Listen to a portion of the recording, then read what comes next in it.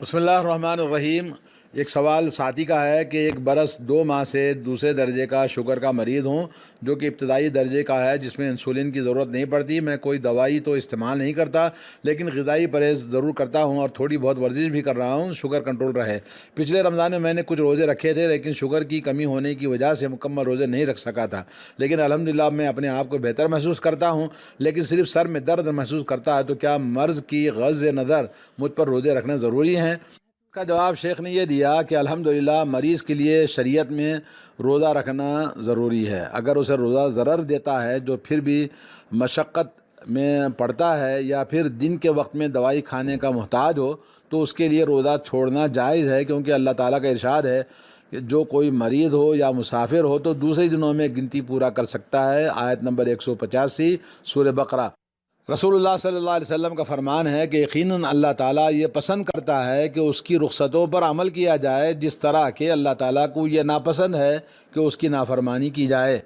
اور ایک روایت میں ہے کہ جس طرح اللہ تعالیٰ یہ پسند کرتا ہے کہ عزیمت پر عمل کیا جائے، مطلب یہ کہ اگر بیمار ہے تو اس کو اللہ نے رخصت دی ہوئی ہے۔ رہا مسئلہ رگ وغیرہ سے ٹیسٹ کے لیے خون لینے کا، تو اس میں صحیح یہی ہے کہ اس سے روزہ نہیں ٹوٹتا، لیکن اگر رمضان میں اگر خون ٹیسٹ کے لیے اگر رگ سے خون نکالتے ہیں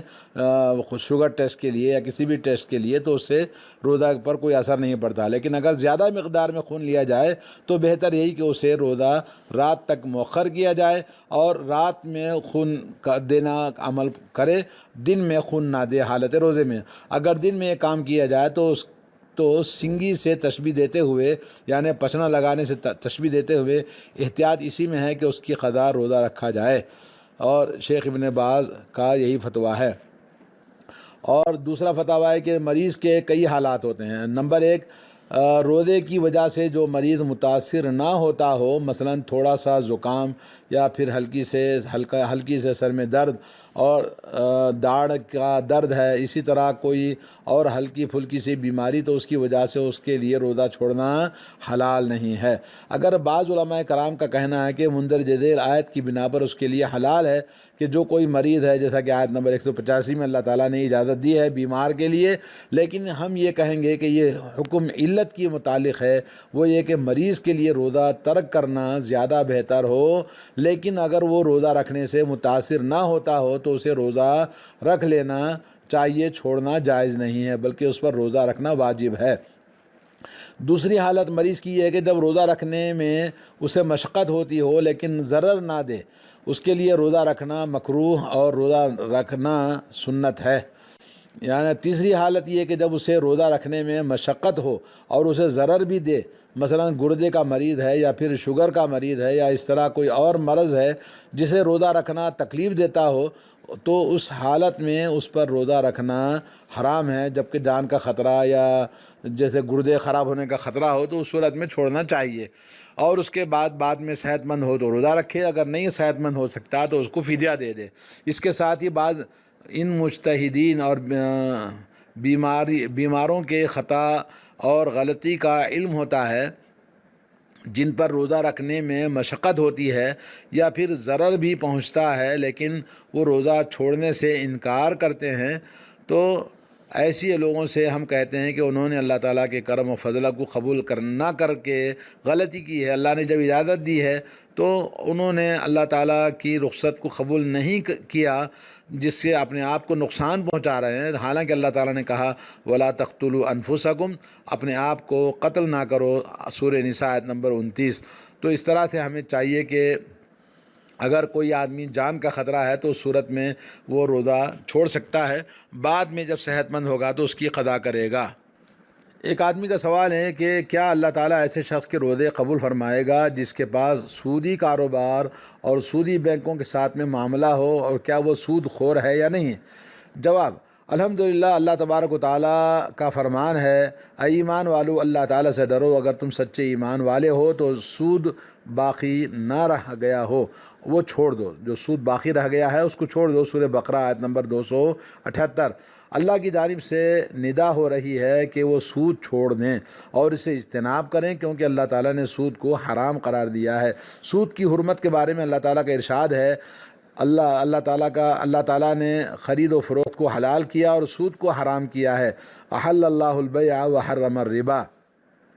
اور سود خوری مسلمانوں کی ذلت و پستی کا ایک سبب ہے۔ اس کے متعلق نبی کریم صلی اللہ علیہ وسلم نے کچھ اس طرح فرمایا ہے: جب تم سودی کاروبار کرنے لگو گے اور کھیتی باڑی پر راضی ہو جاؤ گے اور بیلوں کی دمیں پکڑ لو گے اور جہاد کو چھوڑ دو گے تو اللہ تعالیٰ تم پر ذلت و پستی مسلط کر دے گا، اور اسے اس وقت تک تم سے دور نہیں کرے گا جب تک کہ تم اپنے دین کی طرف واپس نہیں آؤ گے۔ سنن ابو داؤد حدیث نمبر 3462۔ علامہ البانی نے اسے سلسلہ صحیحہ میں صحیح قرار دیا ہے۔ سودی بینکوں سے تعاون اور معاملات کرنے کے بارے میں سوالات کے جوابات کی تفصیل اس سے پہلے گزر چکی ہے۔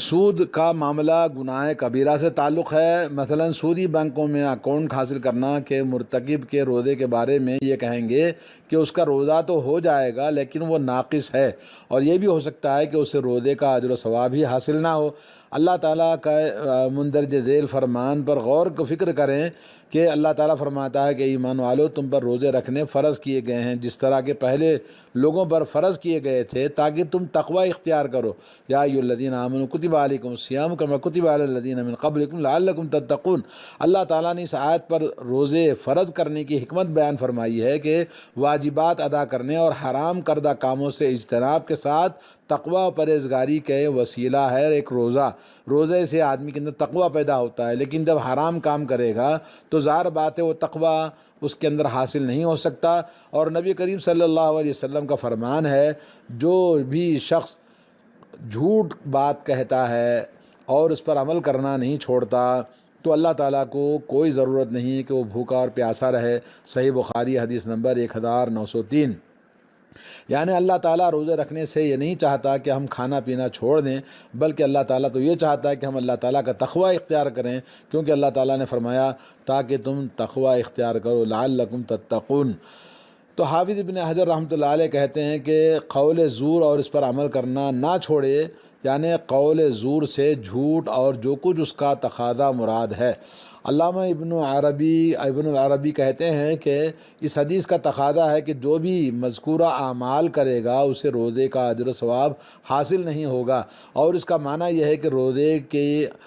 روزے کے اجر و ثواب قول زور وغیرہ کے موازنے میں نہیں ہوگا بلکہ اس سے کم ہو جائے گا۔ یعنی آپ روزے کے مقابلے میں آپ کو جو اجر و ثواب ملنا چاہیے، اور جھوٹ بولنے یا کوئی بھی حرام کام کرنے، گناہ کبیرہ کرنے سے اس کا روزے کا ثواب اس کو حاصل نہیں ہوگا۔ علامہ بیضاوی رحمۃ اللہ علیہ کہتے ہیں کہ روزے کی مشروعیت سے بھوک اور پیاس مراد نہیں ہے، بلکہ اس کی وجہ سے جو شہوات میں کمی اور نفس امارہ کو نفس مطمئنہ کے مطمئن کرنا مراد ہے۔ لیکن اگر یہ سب کچھ حاصل نہ ہو تو پھر اللہ تعالیٰ سے ایسے شخص کی طرف قبولیت کی نظر سے نہیں دیکھے گا، اللہ تعالیٰ اس کو ایسے شخص کو رحمت کی نظر سے نہیں دیکھے گا۔ اس حدیث سے یہ استدلال کیا گیا کہ ان افعال کی بنا پر روزے کے اجر و ثواب میں کمی ہو جاتی ہے۔ تو ہمیں چاہیے کہ ہم روزے کی حالت میں کوئی بھی گناہ کبیرہ یا کوئی بھی ایسا ملعون کام جس پر لعنت کی گئی ہے نہیں کرنا چاہیے، جس سے کہ آدمی کا روزہ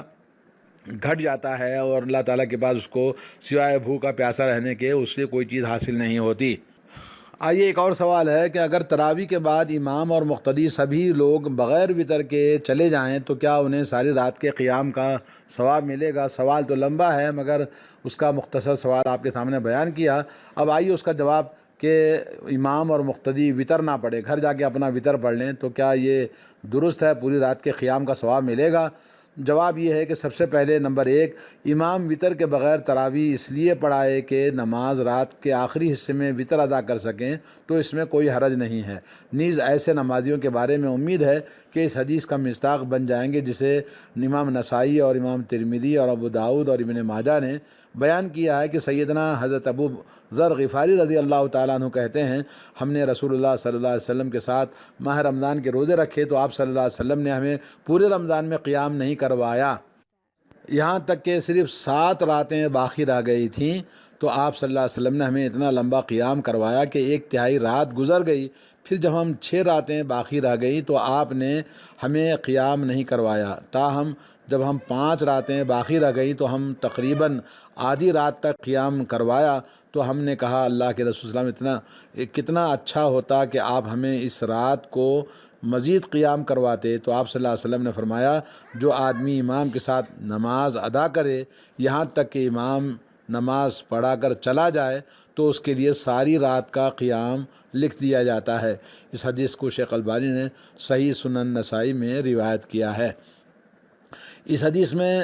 وارد اجر اسی وقت حاصل ہو جائے گا جب آدمی امام کے ساتھ آخری تک قیام کرے، چاہے امام وتر پڑھائے یا نہ پڑھائے۔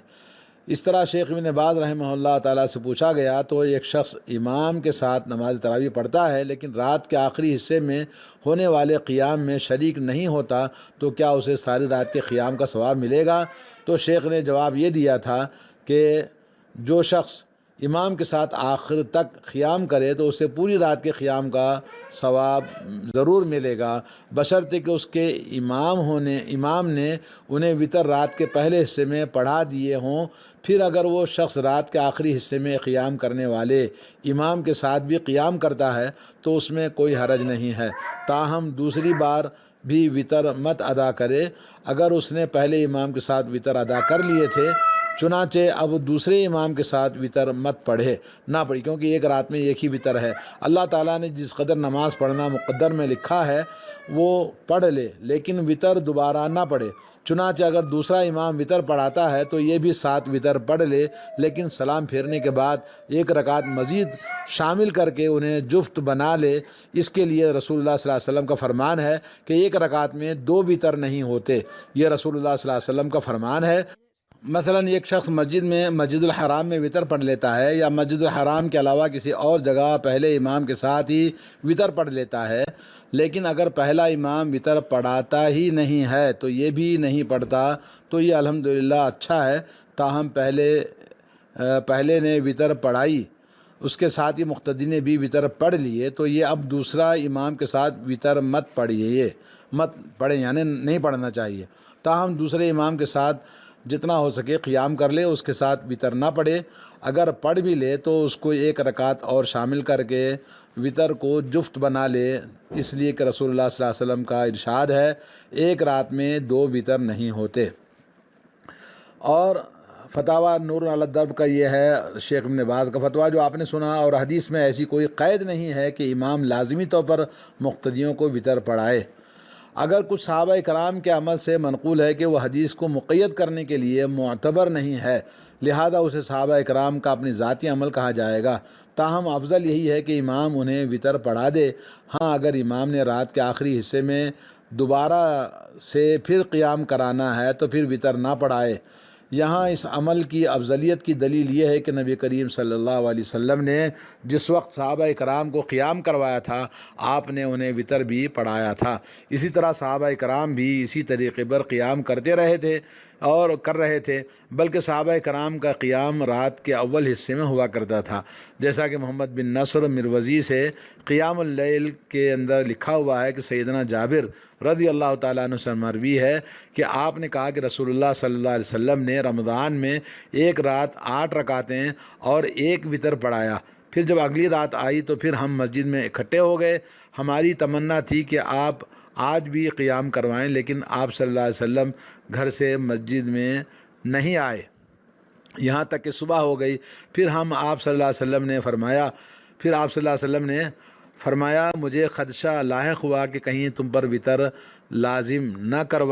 کر دیا جائے، یعنی جو نبی علیہ الصلوۃ والسلام نے نماز پڑھائی تھی اس شوق کو دیکھ کر اللہ تعالیٰ تم پر لازم نہ کر دے۔ اس طرح امام مالک موطا میں صائب ابن یزید سے لکھتے ہیں کہ انہوں نے کہا کہ عمر بن خطاب رضی اللہ تعالیٰ عنہ نے ابی بن کعب اور تمیم داری رضی اللہ تعالیٰ عنہما سے کہا کہ تم دونوں سب نمازیوں کو 11 رکعت قیام کروائیں۔ راوی کہتے ہیں کہ امام صاحب 200 آیتیں پڑھتے تھے، ہم لمبے قیام کی وجہ سے لاٹھیوں کا سہارا لیا کرتے تھے، نیز ہم قیام اللیل سے فراغت پا کر فجر کے قریب ہی گھروں کو واپس جاتے تھے۔ اس لیے افضل یہی ہے کہ امام وتر پڑھا دے اور تم اس وتر کو ایک اور رکعت شامل کر کے جفت بنا لو، پھر رات کے آخری حصے میں امام جب نماز پڑھانا چاہے تو وتر پڑھے بغیر ہی قیام کر لے۔ اگر یعنی مطلب ہے کہ پہلے اگر پڑھ لیتے ہیں عشاء کے بعد کی تراویح میں قیام وطر تو پھر بعد میں نہیں پڑھیں گے، اگر نہیں بعد میں امام پڑھاتے ہیں تو پہلے نہیں پڑھیں گے۔ اس طرح کشاف القناع میں ہے کہ اگر رات کے آخری حصے میں تہجد میں پڑھنے والا اپنے امام کی مکمل اقتداء کرنا چاہے تو امام کے ساتھ وطر پڑھ لے، لیکن جب امام طاق رکعت پڑھا کر سلام پھیرے تو وہ ساتھ میں ایک رکعت اور ملا کر اسے جفت بنا لے اگر پہلے وطر پڑھ لیا ہے، پھر جب اٹھ کر تہجد پڑھنے لگے تو اپنا وطر پڑھ لے۔ اس طرح یہ شخص امام کی نماز مکمل اتباع کی فضیلت بھی پالے گا اور اپنے وطر کو سب سے آخر میں ادا کرنے کی فضیلت بھی حاصل کر لے گا۔ حاصل کلام ہے کہ اگر کوئی شخص تنہا یا جماعت وطر ادا کر چکا ہو اور پھر وطر ادا کرنے کے بعد مزید نفل ادا کرنا چاہے تو اپنے وطر کو مزید ایک رکعت کے ساتھ جفت مت بنائے، کیونکہ حضرت عائشہ رضی اللہ تعالیٰ عنہا سے جب پوچھا گیا کہ ایک شخص اپنے وطر کو توڑتا ہے اس کے بارے میں کیا رائے ہے، تو حضرت عائشہ رضی اللہ تعالیٰ عنہا نے فرمایا وہ اپنے وطروں کے ساتھ کھلواڑ کرتا ہے۔ اس اثر کو سعید وغیرہ نے روایت کیا ہے۔ وہ شخص طلوع فجر صادق تک جتنی مرضی دو دو رکعتیں ادا کرتا رہے، کیونکہ نبی کریم صلی اللہ علیہ وسلم سے صحیح ثابت ہے کہ آپ صلی اللہ علیہ وسلم وطروں کے بعد 2 رکعتیں پڑھا کرتے تھے۔ وہ شخص بعد میں دوبارہ وطر نہیں پڑھے گا، کیونکہ اس نے تہجد سے پہلے وطر ادا کر لیے تھے۔ نیز رسول اللہ صلی اللہ علیہ وسلم کا فرمان ہے 1 رکعت میں 2 وطر نہیں ہے۔ اس حدیث کو امام احمد ابو داؤد نے قیس بن طلق کے واسطے سے بیان کیا ہے، اور قیس میں قدر کمزوری پائی جاتی تھی۔ اس کے بعد مزید سوال یہ ہے کہ جماعت میں شامل ہونے والے افراد متعین اور محدود ہیں، اور سب کے سب ہی اپنے اپنے گھروں میں جا کر اہل خانہ کو با جماعت قیام کروائیں گے تو ان پر کوئی حرج نہیں ہے، نہ ہی رات کے آخری حصے تک وطروں کو مؤخر کرنے میں کسی قسم کی کوئی